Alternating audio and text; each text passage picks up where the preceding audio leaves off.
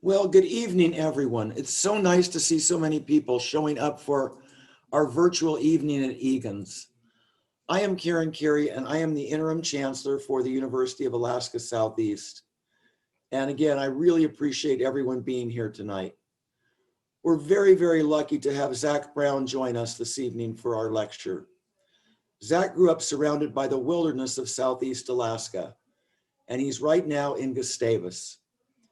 With parents in the National Park Service, Zach had ample opportunity as a boy to explore the mountains and fjords of this region, experiences that gave him a lasting love of the natural world.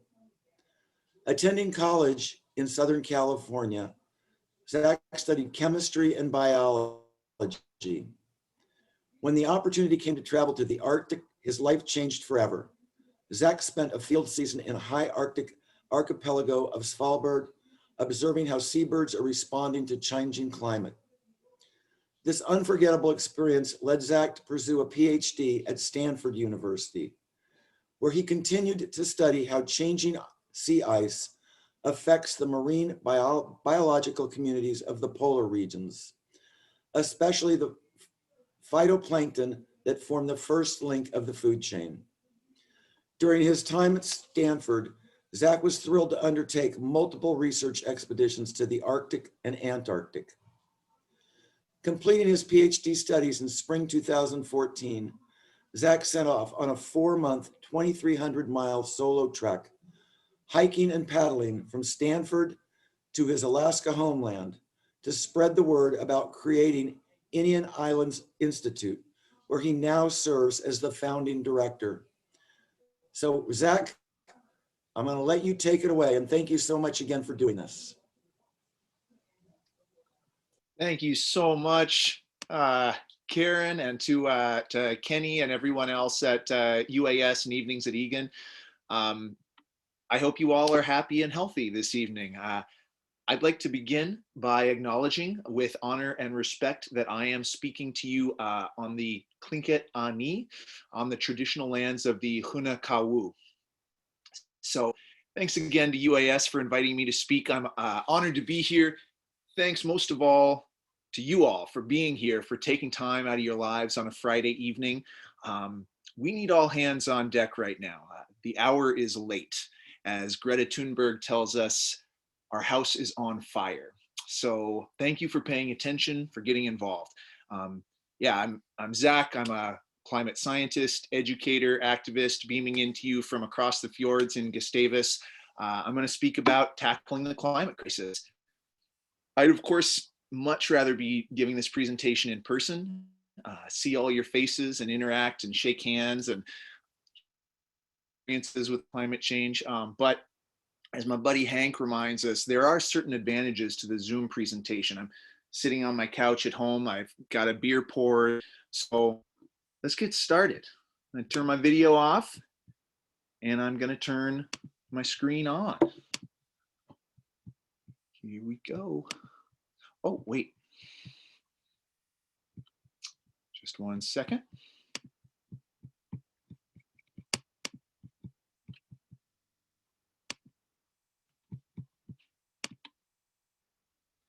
There we go. You see it? Okay. So, as Karen mentioned, my background is in climate science. I was super lucky, privileged to get to go to the ends of the earth. I spent years working on icebreaking ships, traveling back and forth from the Arctic to Antarctic seas. So I'm a bipolar scientist. Here I am taking water samples from under the Arctic pack ice and in Antarctica between drilling ice cores. After enough time passed, emissions kept growing, the climate kept warming. I decided my science wasn't really making that much of a difference. So I ended up taking a big left turn towards climate education and activism. And yeah, I ended up doing this big crazy trek up the coast, set off walking from California. Here's me north of the Golden Gate Bridge. When I got to Washington State, I got in a kayak and paddled up the Inside Passage. Whole thing took me about 4 months. It'd be super fun to tell some of the stories and misadventures, but We'll have to do that next time. Today, alas, I'm going to move us along and talk about climate, which I think is why we're all here. But my goal was to start up this school here in Alaska, here in near Gustavus, kind of out beyond Glacier Bay towards the outer coast, called Inian Islands Institute, at a place some of you may know called the Hobbit Hole. We teach about climate change, among other things. So, here's a student group on top of the island, and I hope some of you will come out and visit sometime. You're all welcome. It's a very special place, and we keep it open and available for the public. I'm taking my Inian Islands Institute hat off today. I come to you not as a nonprofit director, but as somebody who lives and breathes climate change, and as a deeply concerned global citizen. This is where we're going today, is why aren't we changing? There's a lot of answers floating around to this question, a lot of bad climate information out there. I'd like to clear a few things up today, because I believe before we can make change, we have to understand the true nature of the crisis. So we're going to go to a pretty deep and dark place today. I'm not going to sugarcoat it, but stick with me, because out of that deep, dark place, we're going to emerge back out into the light, like a seed that got buried. So let's start here. What is the climate crisis not? It is not a scientific problem. Take it from me, we're not stuck in inaction because we don't know enough. We know plenty. It was back in the 1890s that Svante Arrhenius, the Swedish chemist, had advanced a full-fledged theory of global warming, predicting that the burning of coal would eventually warm the Earth. And the fact that CO2 absorbs the same infrared wavelengths of radiation that the Earth emits, thus trapping its heat, has nothing to do with politics, nothing to do with economics, nothing to do with religion or belief. It's just a fact. And we've known about it for like 120 years. Climate change is also not a scientific problem in its solutions. That may come as a bit more of a surprise, but what I'm showing here is from Bloomberg New Energy Finance, shows the price of solar panels in orange and global solar installations in blue. So you can see this exponential decline in price and exponential increase in solar capacity around the globe. So a couple years ago, Bill Gates, one of the world's richest men, decided he was going to turn some of his philanthropy toward the climate crisis. And he came out and said, we need an energy miracle to fix the climate crisis. Well, people from the climate movement who've actually been paying attention and know what renewable engineers have done, slapped their foreheads and said, no, we don't need energy miracles. That's exactly the wrong message. It makes it sound like we have no choice but fossil fuels, which is complete BS. So Michael Liebrick, a global renewable energy expert, responded, you kidding? The price of solar power has come down 150-fold in 20 years, and deployment has gone up by 115,000-fold. How much more miracle-y do you need your miracles to be? This is our miracle. This chart, it has arrived. Solar now delivers the cheapest energy ever, anywhere, from any technology in history. And I could show comparable miracle graphs for wind power, for battery storage, for electric vehicles, for smart grids. The renewable energy revolution is going so fast, it has demolished the predictions of the world's energy experts.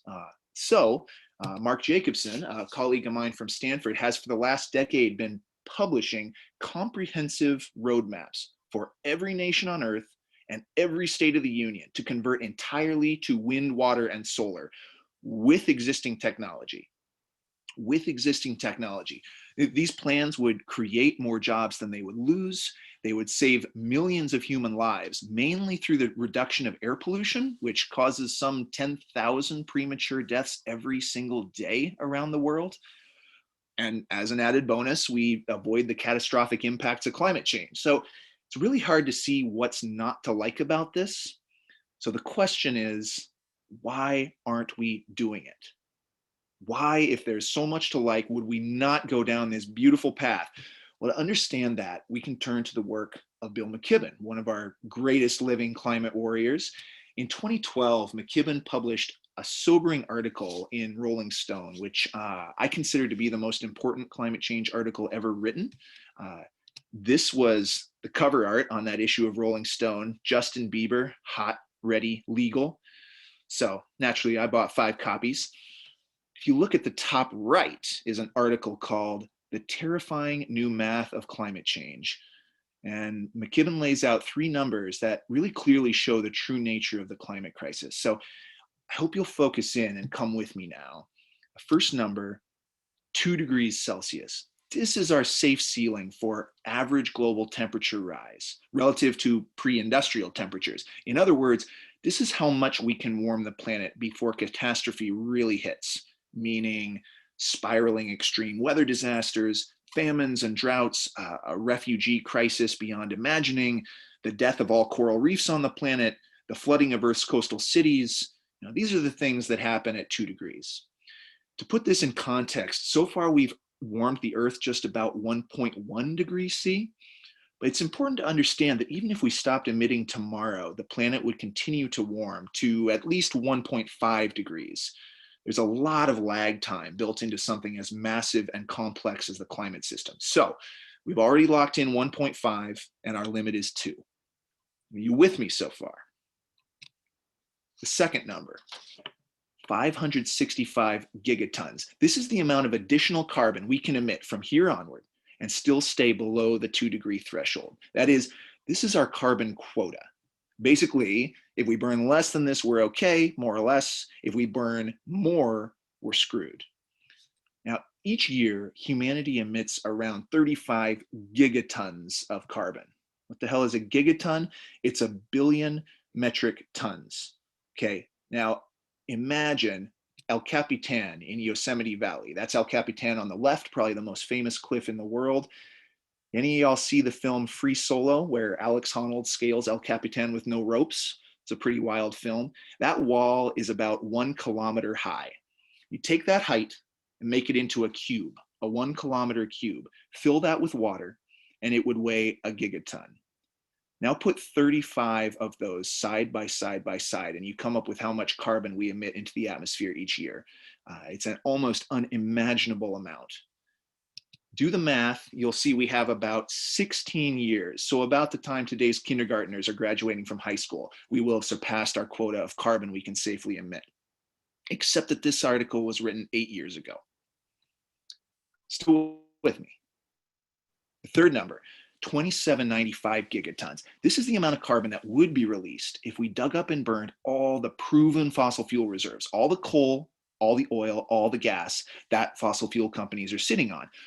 This carbon is technically still in the ground, but as McKibben points out, it is economically above ground. It's the basis for fossil fuel companies' share prices on the stock market.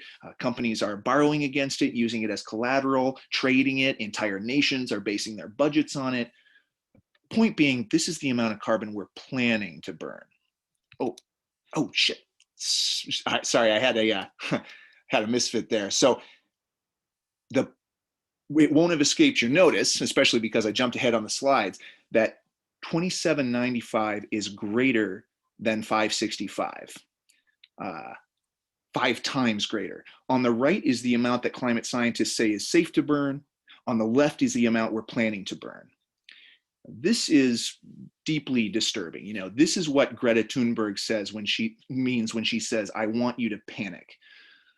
But before you panic, take a look at the implication here. What this implies is that in order to have a hope of staying within the 2 degree C limit, we need to leave 80% of these proven fossil fuel reserves in the ground, right?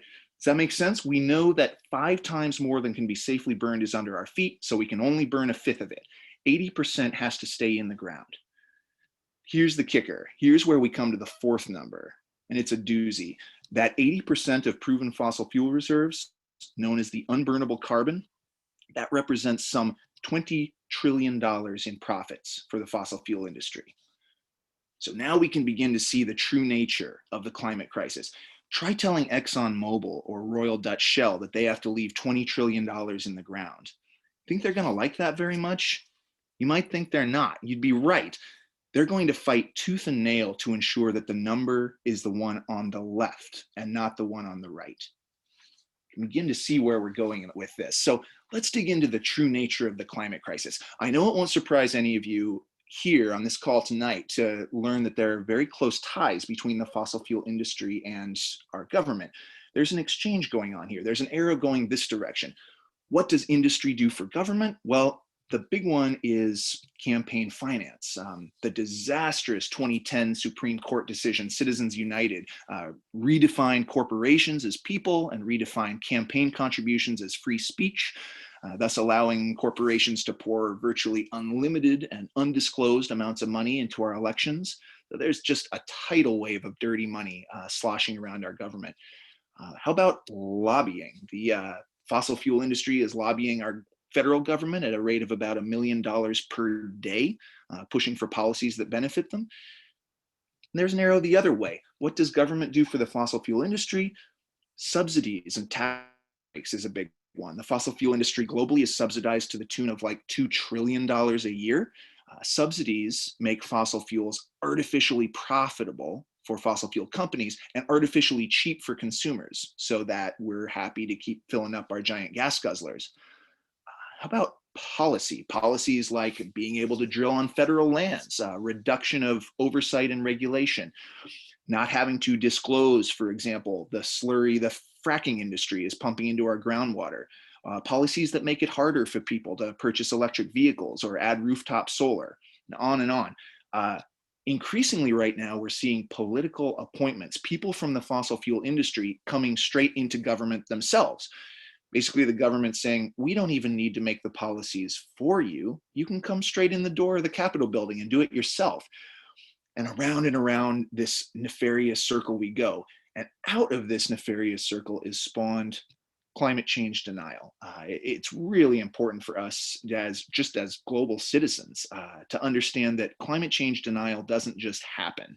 You know, half the country doesn't just wake up one day and say, you know what, that climate science is a load of hooey. No, climate change denial is manufactured by the industry that stands to gain. Let's just say it's extremely profitable for the fossil fuel industry to have the nation divided on whether the climate crisis even exists. So they work very hard and spend a lot of money to foster climate denial. Over the past few years, we've seen more and more revelations about Exxon misleading the public and their investors. This is well documented. And in this climate denial work, they're using the exact same playbook as Big Tobacco did a generation before, from intimidating and threatening scientists. I have climate scientist colleagues who receive death threats. They hire their own quote unquote scientists to go on TV and say CO2 is plant food or whatever their latest BS line is. They fund a nationwide network of think tanks and nonprofits that publish books, films, advertisements, websites, all saying that climate change is a hoax, funding mainstream media, infiltrating education, most importantly, placing their favorite climate denying politicians in office. So you get headlines like this one from The Economist that, you know,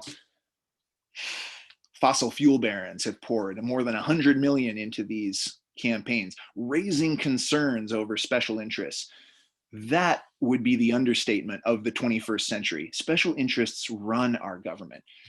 In this story about using dark money to stymie climate action, two of these fossil fuel barons deserve very special mention. Here are Charles and David Koch, the infamous Koch brothers who made their fortune on oil and gas.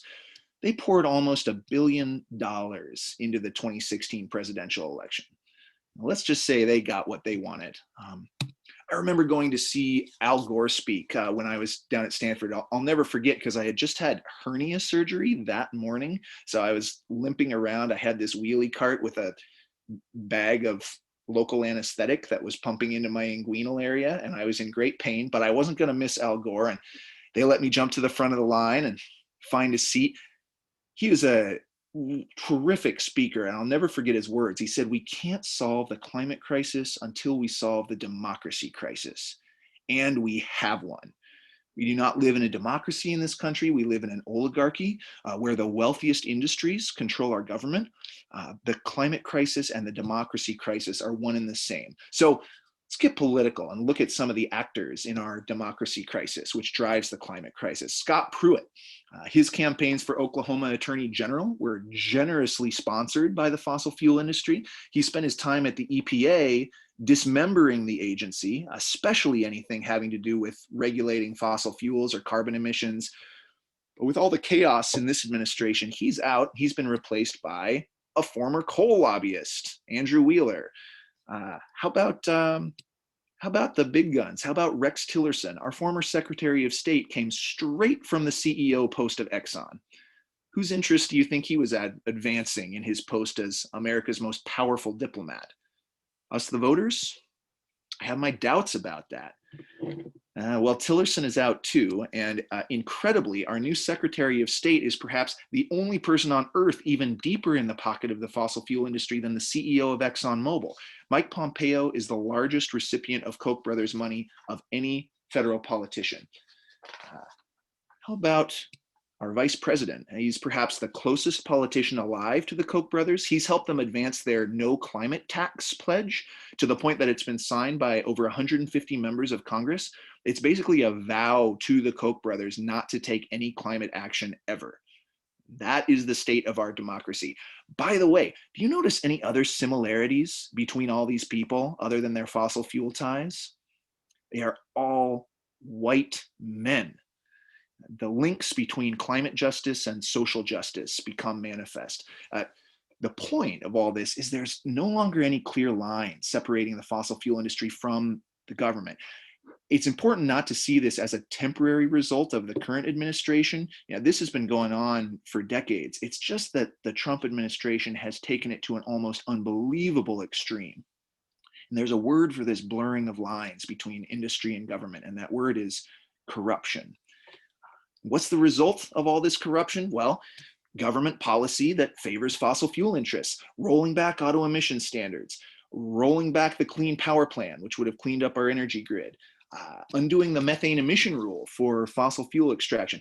These were the three signature climate efforts of the Obama administration: auto emission standards, the Clean Power Plan, and methane regulations. 1, 2, 3, gone, just like that. Poof. But the Trump administration didn't stop there, not even close. Opening nearly all offshore waters to drilling, opening up the Alaska Refuge to drilling, shrinking national monuments in a bid to boost drilling and mining. That's never happened in history. Reopening federal coal mining, undoing the Obama-era moratorium, and most notoriously withdrawing from the Paris Climate Accord.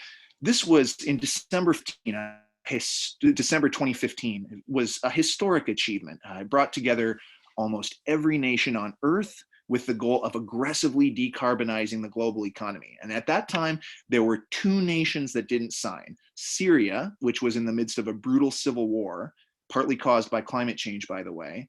So we'll give them a pass.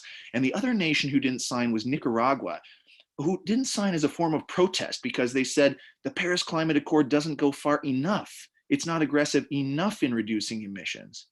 Well, since that time, Syria and Nicaragua have both signed, and the US has pulled out, making the United States the only nation on Earth not committed to a global pact to reduce emissions.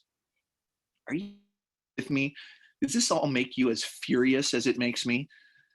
When it comes to the corruption that drives the climate crisis, don't take my word for it. This is very well documented by some of our most respected investigative journalists. I'm bemused looking at this set of books and seeing that almost all the authors are women, a real contrast to the old white men we've just surveyed. I think it suggests a common sense change to our global leadership. How about you? And once we start looking at the world through this lens, you're going to see the corruption everywhere. A little more motivational material. Will Koch pull the plug on electric cars? Rooftop solar dims under pressure from lobbyists. At least this one has a good title. The Koch brothers are still trying to break wind.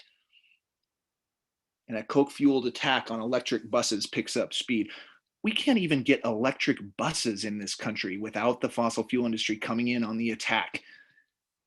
Killing public transit projects around the country. How about this one? Pipeline to the classroom, how big oil promotes fossil fuels to America's children. It's sick. It's just sick. It's not just financial corruption or political corruption. It's moral and spiritual corruption. So I told you I wasn't going to sugarcoat it. I'm sitting here and telling you that the fossil fuel industry is the enemy in the climate change fight. Their business model is based on burning 5 times as much carbon as the atmosphere can safely absorb, and they know it. And I hope I've convinced you in the last few slides, they have no intention of changing that business model. So the only solution is to take them out of power. They will not stop. They're incapable of stopping. All corporations can do is seek profit. It's just a fact. They know no moral code. They have no conscience. Leaving $20 trillion in profits in the ground is impossible. They will watch the world burn before they give up their profits. And that's the true nature of the climate crisis. And the proof of that is all around us right now, at a time when the scientific warnings are at fever pitch and the climate movement is stronger than it's ever been, and our nation is being racked by one unnatural disaster after the other. These corporations are moving in exactly the opposite direction, towards more dirty, unsafe, extreme fuels, extreme extraction, things like deep ocean drilling, Arctic drilling, mountaintop removal coal mining, hydraulic fracturing, aka fracking, and most infamously, the Alberta tar sands, which I'm showing here. And just look at this flayed landscape. This is the legacy of the fossil fuel era. That's why it bears repeating. In the climate change battle, fossil fuel corporations are the enemy.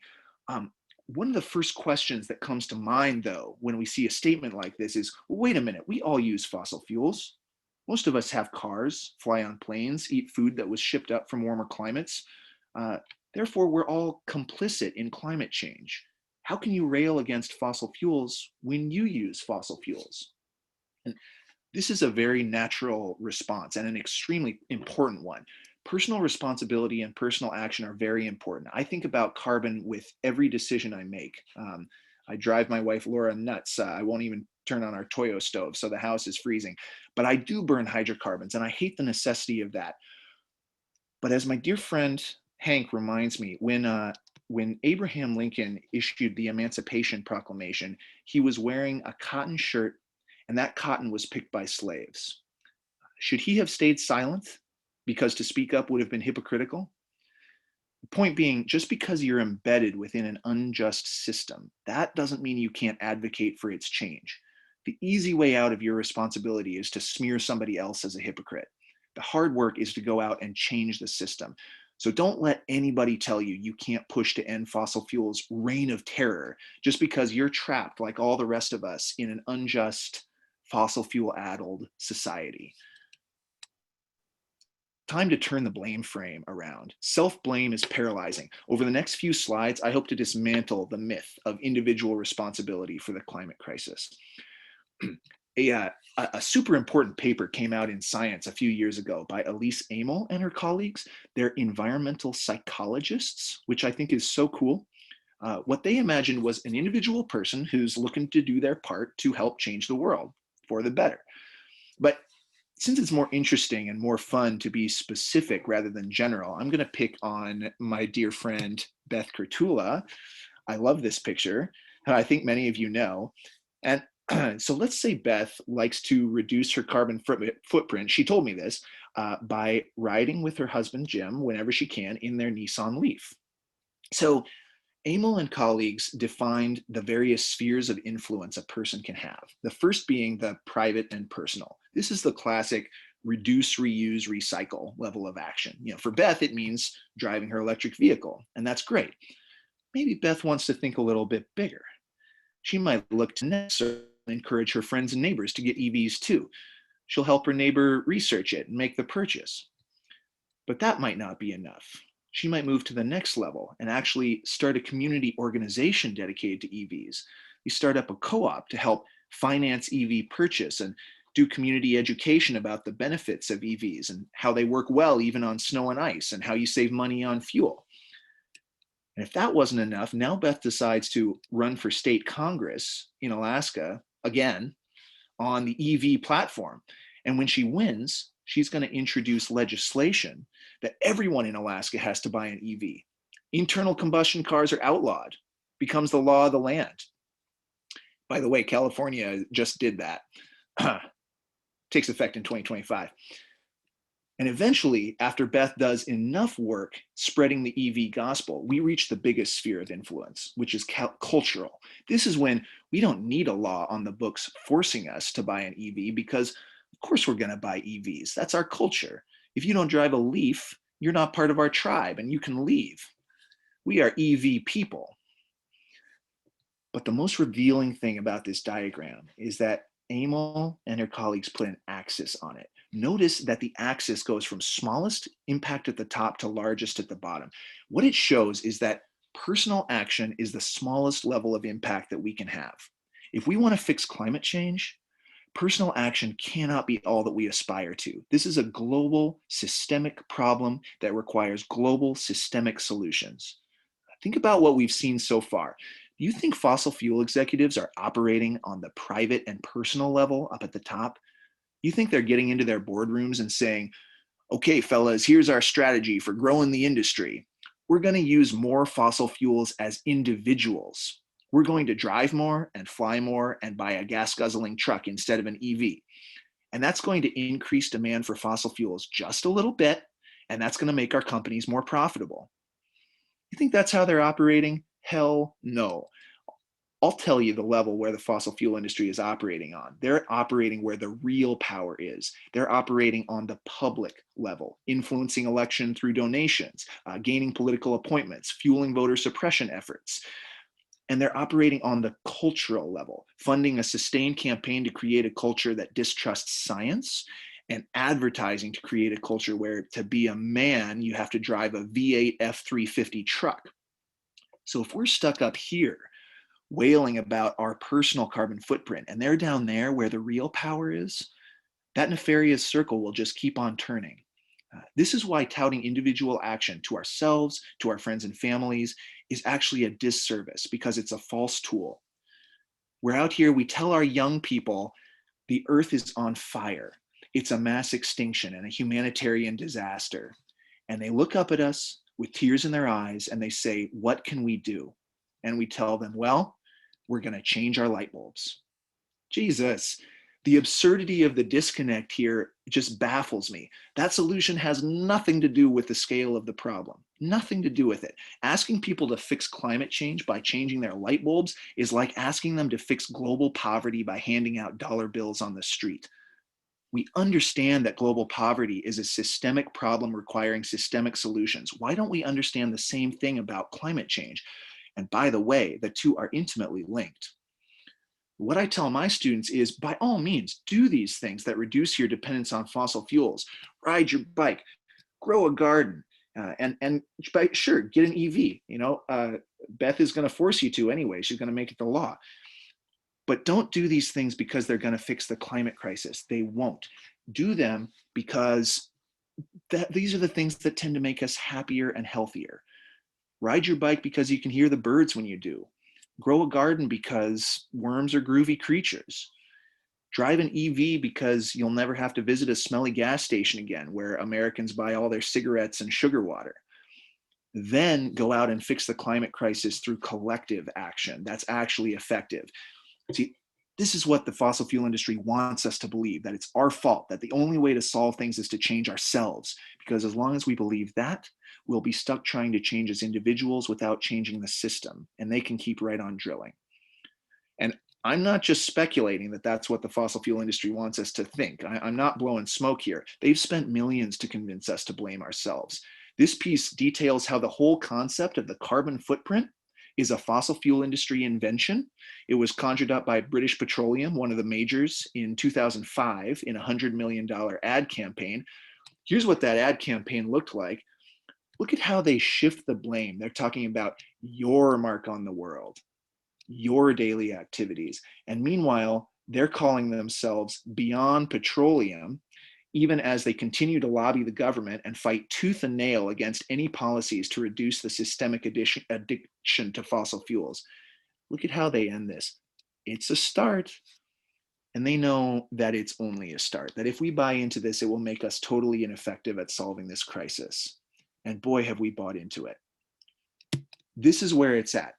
Mary Haglar is a badass young woman of color, one of our best environmental writers. This is where it is. We've been talking about recycling and other personal actions for 3 decades. And in that time, carbon emissions have skyrocketed, growing by over 40%. It's time to realize that it doesn't work. We have to change the system, pull it up by the very roots of injustice and inequality and unchecked corporate power. This is the takeaway from the master himself, Bill McKibben. It's the most common question he receives as one of our most dedicated climate activists on the planet. He gives a simple answer: become less of an individual. Join the movement for climate justice. So what does that look like? Well, we've seen this before. This is the central piece of the true nature of the climate crisis, the nefarious circle. Even though it's infuriating, I also find it empowering. Because once we understand this, we understand that fixing the climate crisis is not as complex as we've been led to believe. It really comes down to one thing: breaking these arrows. Simple, not easy, that's for sure, but simple. Our task is to take the fossil fuel industry out of power. What are the tools? Well, the first one is divestment. This is possibly the best place for young people, especially students, to plug into the movement.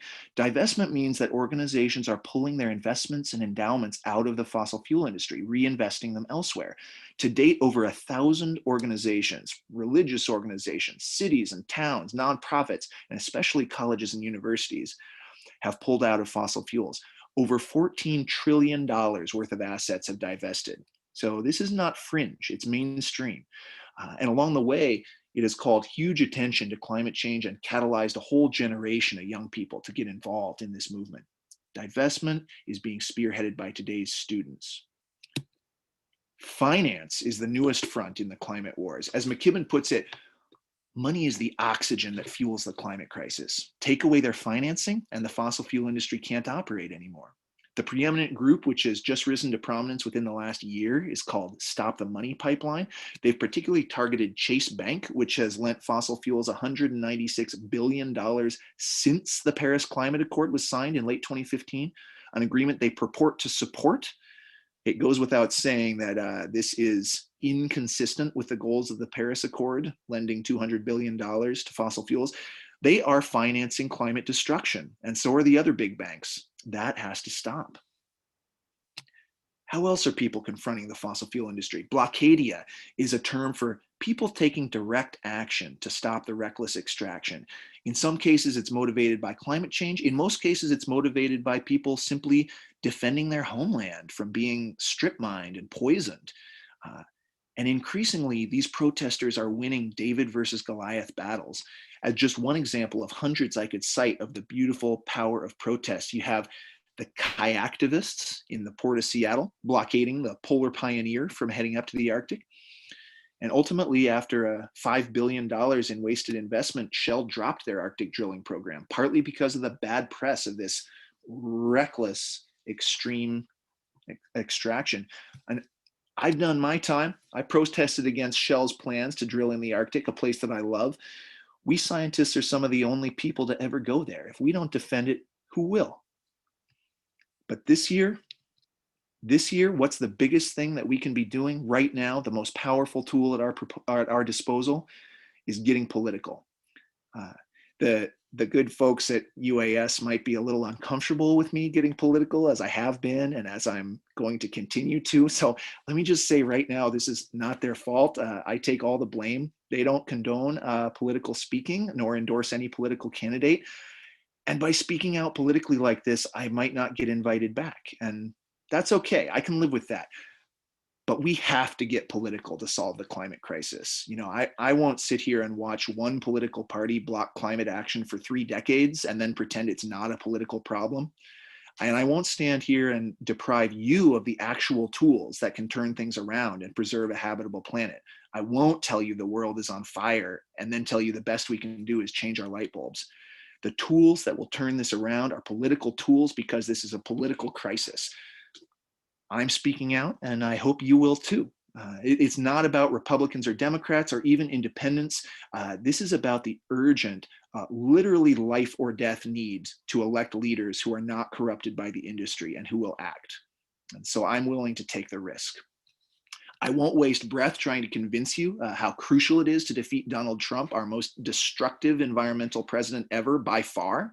But the US Senate is every bit as important because even if we elect Biden, who has the strongest climate platform of any presidential nominee in history, all our ambition will go nowhere as long as Mitch McConnell is Senate Majority Leader. He can and will block all meaningful climate legislation.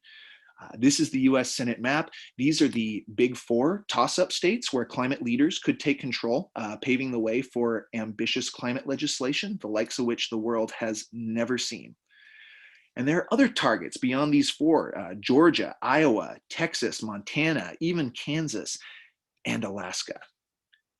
The incumbent, as you're no doubt aware, is Dan Sullivan. He's a paragon of the very corruption we've been speaking about. What I'm showing here is the top US recipients of US Senate recipients of oil and gas money. And there he is, number 11 on the list, taking over $750,000, and that's just this year. And what's the result of him being bought? He's a climate denier, of course. And I quote, "Despite what many climate change alarmists want us to believe, there is no general consensus on pinpointing the sole cause of global temperature trends." So that line is bullshit from start to finish. And here I'm showing the League of Conservation Voters scorecard. This is not a perfect measure of his climate record, but it gives you a good idea. Lifetime score, 8%. Dan Sullivan is helping kill the planet. It's 2020. At this late stage, with all we know, no climate denier should ever be elected to office again. We need to kick him out. Dr. Al Gross obviously does not deny climate change and will act. The race is close. So if you've been waiting, if you've been feeling uncertain about getting involved and getting active, wait no longer. Now is our moment, and I've been volunteering as hard as I possibly can. But your vote is not enough. Listen, voting is the bare minimum. Voting is personal action. Campaigning is collective action. Amplify your impact. Join the movement. We have to donate, volunteer, make calls, knock doors, and then get even more creative with our actions. If Al wins the Alaska race, that almost certainly flips the US Senate, opening the door for desperately needed climate action. It's not an overstatement to say that the fate of the biosphere and the human project depends largely on what happens this November the 3rd.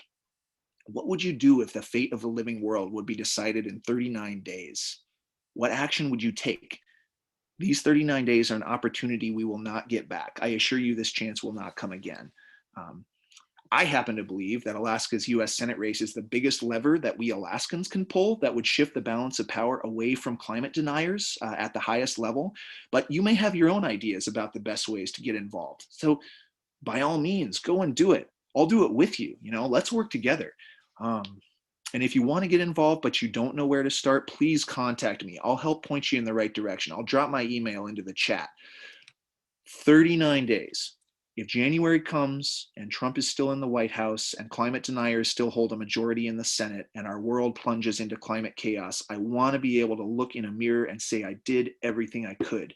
I want that for you too. It really is now or never for the climate crisis. I'm wrapping up now. I'm just going to tell one more story. Rebecca Solnit wrote what I consider to be the second most important climate essay of all time, in which she stated that the most important thing we can do to fight climate change is try. What does she mean by that? Well, history is rarely linear. Maybe the biggest lesson looking backward is that where we are now was completely unpredictable 100 years ago.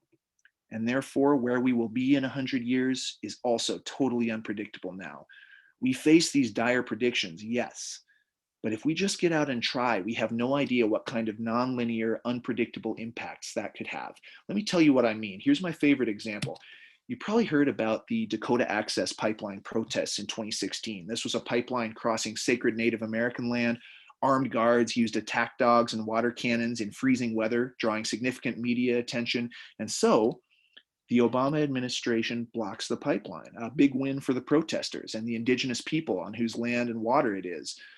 But it was a temporary victory because, as you can probably guess, Trump was elected, and one of his first acts in office was to fast track the pipeline, which was completed in 2017 and is now moving 500,000 barrels of Bakken shale crude per day. So you might conclude, well, the DAPL protests were a failure. The pipeline went through. What was the point? What a waste of time.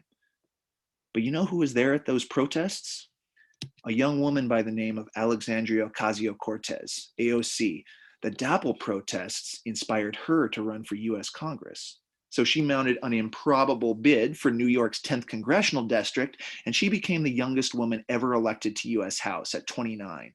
And now she's completely shaking up the climate conversation, a young, magnetic woman of color just changing our world. That is the power of protest. It's nonlinear, its outcomes are unpredictable, just like the future is. We just have to get out there and try and join with others who are trying. And I tell you, there are millions. The last example is Greta Thunberg from Sweden. She got fed up with adults inaction. She decided to do something about it herself. So she began skipping school every Friday to protest for climate action. And at first, nobody noticed. And then a few people started to notice. And then in March of last year, over 1 million students worldwide walked out of their schools to protest.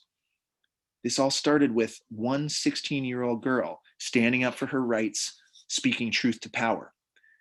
And then she was nominated for the Nobel Peace Prize. That's the power that you have. What will you do with it? Fridays for Future has not slowed down since that million-person march. In September 2019, the global climate strike drew 7.6 million people from all over the world onto the streets, young and old alike.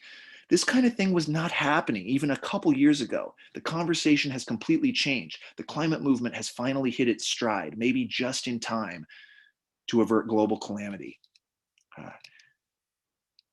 I love this image here. And Greta is like the patron saint of pissed off kids everywhere, leading us into a brighter future. So I think this is a good image to end on. They'll tell you that climate change doesn't exist. They'll tell you we can't do anything about it. They'll tell you we're waiting on a technological miracle. They'll tell you that solving climate change would wreck the economy. They'll tell you we're too greedy and selfish to change our ways. None of this is true. The truth is that a very wealthy, very powerful minority is extremely threatened by action on climate change because it means leaving $20 trillion in the ground. They won't do it willingly. They'll fight us at every turn, but it's up to us to take them out of power. I want you to know that you're not alone, and there are millions of us trying. Thanks, everybody. That's it. Turn my video back on. Hello again. I'm back. Thank you, Zach. Thank you very much. So do we have any questions for Zach this evening?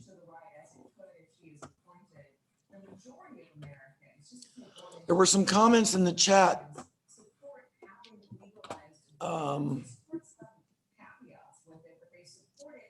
See if I can find them. Yeah, I'd be very happy to take any questions you might have. So someone wrote in the chat, I just read that purchasing an electric vehicle costs more than we will save in the lack of purchasing gas for the gas guzzler. That reinforces the oil industry's attitude. It's not really a question, it's a statement, I guess. Yeah, there's a lot of talk about when electric vehicles are going to reach price parity. That is price equality with a comparable type of internal combustion engine vehicle. My reading of the situation is that they've actually already reached price parity when it comes to lifetime costs, which is to say the fact that electricity in most places is much cheaper than gasoline, and also electric vehicles require basically zero maintenance.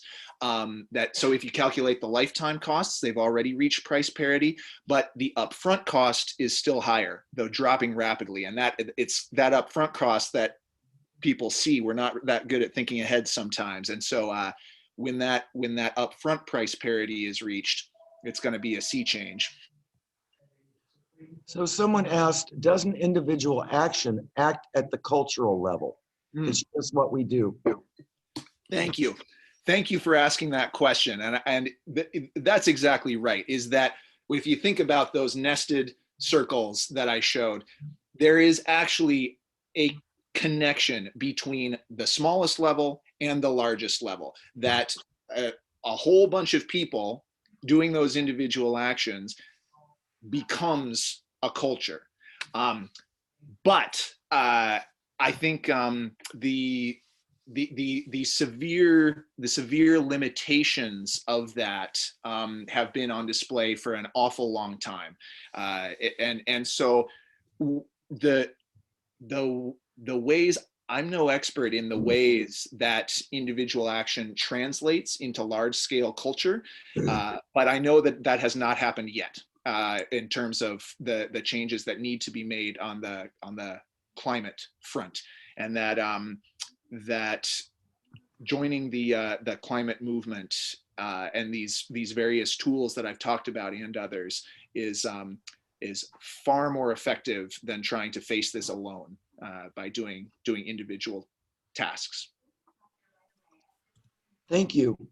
So what do you think is the most effective way to hold individuals, institutions, and corporations accountable when they use unethical, manipulative, and deceptive tactics to sway the public's perception, abusing their power, and ultimately causing injury to our planet? Yeah, great question. Yeah, that's I talked an awful lot about what the industry is doing, but not about how to hold them accountable or to punish them for their actions. I would say that I'll speak about the industry. I think a big punishment is coming this November the 3rd, because I think they're going to lose an awful lot of allies out of the places of power, the seats of power, and they're actually, the fossil fuel industry is actually already in a pretty punishing spot with falling demand. You know, this is actually a really exciting time to be joining this movement, because the energy, which basically means oil, gas, and coal, is the worst performing sector of the stock market over the last 2 years, and 2020 is going to be even worse. Did anybody notice in April when the price of oil dropped to negative $37 a barrel? It's hard to make a profit at that price, and they're really struggling with this falling demand, and it's incredibly exciting to see. Although it's been very disruptive to our society, but maybe disruption is just what we need. Is that we may well have reached a point where 2019 was actually the year of global peak oil demand, which would have come at least a decade before even the most optimistic projections of when peak oil demand was going to happen. Most people think it was closer to 2050. We may have already passed it, and when demand stops going up, the industry stops growing, and they start slowly collapsing. It is happening before our eyes, and so the punishment is happening in this societal shift. If I were king for a day, first thing I would do, axe their subsidies. They do not compete on a level playing field. If they did, we'd already be way farther along on the renewable energy curve. How do you win over climate deniers? How do you change their minds when they ignore the facts?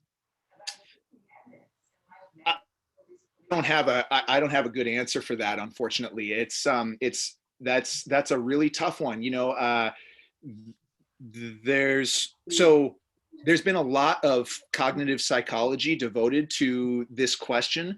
One thing is very clear, is that throwing facts and data at people when they have a hardened position only serves to reinforce their position. It's this amazing trait of the human psyche that facts and data will not serve that purpose of changing minds, and in fact is very likely to have the opposite effect. Story, connecting with people, showing your humanity, and these are things that actually can lead to people changing their minds. I think I like to tell basically the story that I just told, and let people know if they're full-on deniers. In my opinion, they're basically unreachable. But if they're just questioning and just confused by all the misinformation out there, I like to remind them, just just follow the money. If you want to know where the misinformation is coming from, follow the money. And that's a story that anybody can kind of grasp. So that's a tough one. You know, they've been at this climate denial machine is a juggernaut, and it's been churning for decades, and we're just now really confronting it. And so a lot of those opinions are so deeply entrenched. It's really hard to go after them. But there's a lot fewer climate deniers than there are people who accept solid science. A lot fewer. They just happen to talk a lot louder. Thank you. So there's another question here. How can we break the support for the fossil fuel industry in Alaska when it is seen as such a job creator and budget source? Yes, that's a great question, because once you start getting into the nitty-gritty of the decline, the managed decline of an industry, you start the devil is in the details of all of that. You know, it would help if they weren't fighting every proposal tooth and nail. You know, there's for example, the oil tax proposal that's going to be on the ballot this year. The industry has poured $10 million plus into fighting that.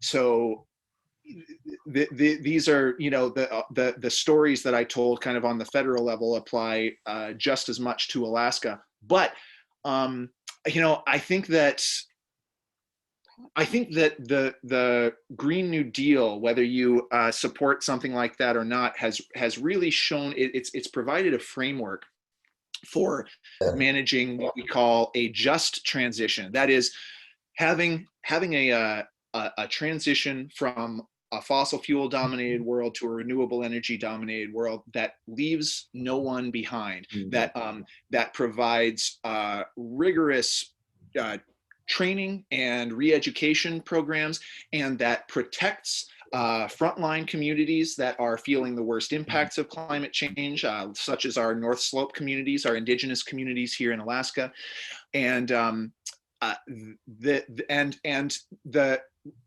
helping people to understand that you know, Dan Sullivan is railing against Al Gross right now, saying that he supports the Green New Deal, which actually Al Gross doesn't, and that it would be a job killer. That is just incorrect. The renewable energy has many more jobs per watt of energy produced than the fossil fuel industry does, because fossil fuels are highly automated over the century plus that we've been using them.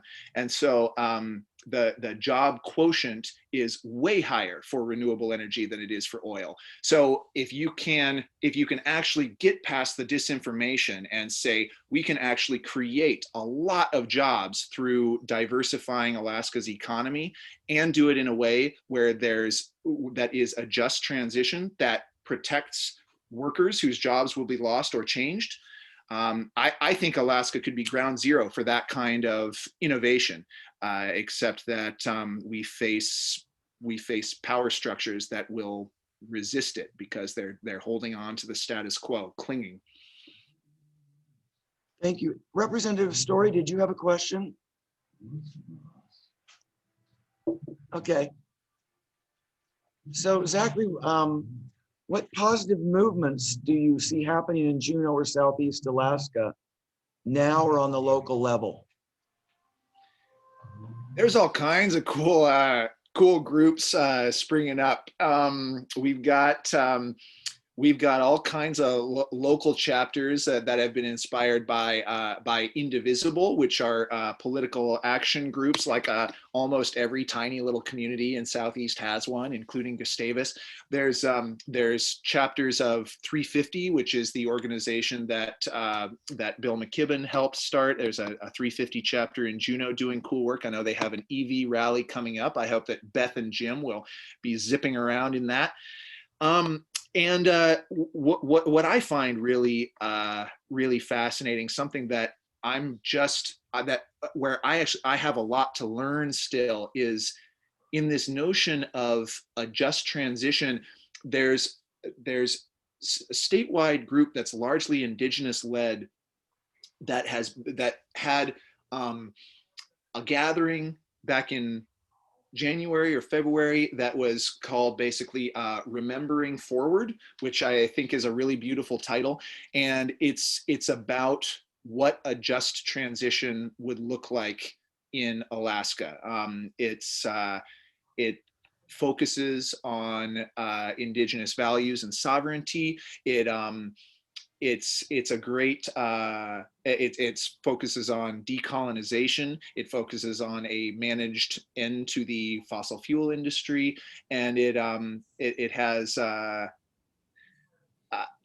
think it has a lot to teach us. It has a lot to teach me, and so that sort of coalition that's coming together around around Alaska's just transition.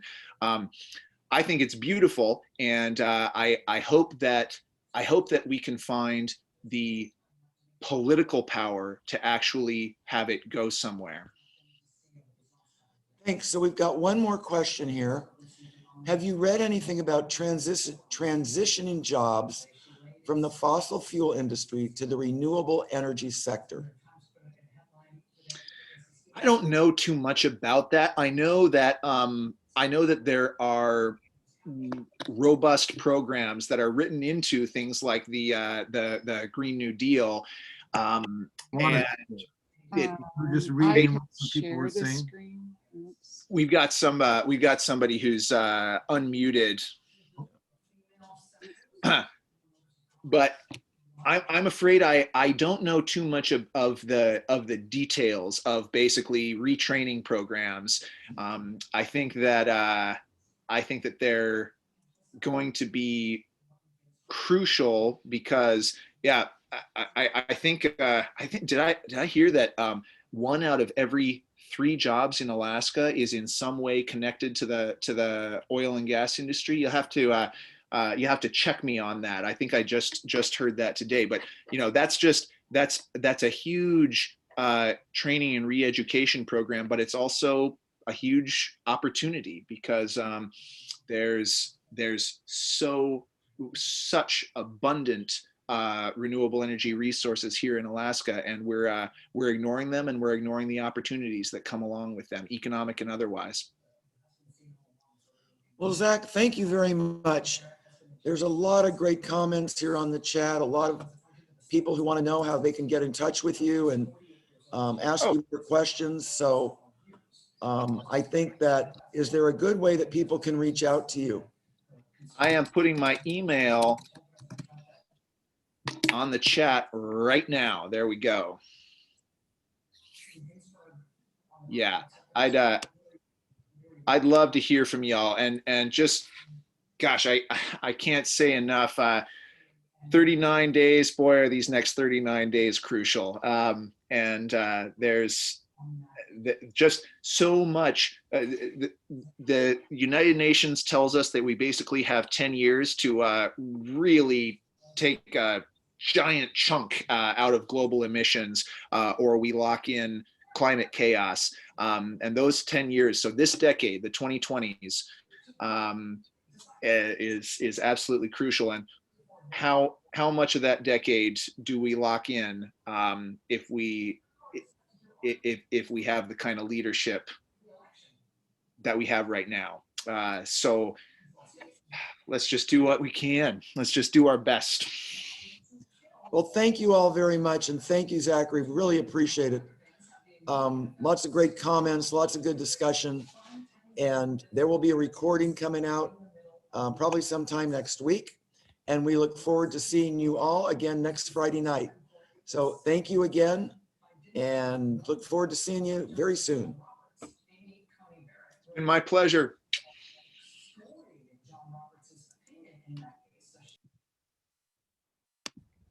Thank you, Zach.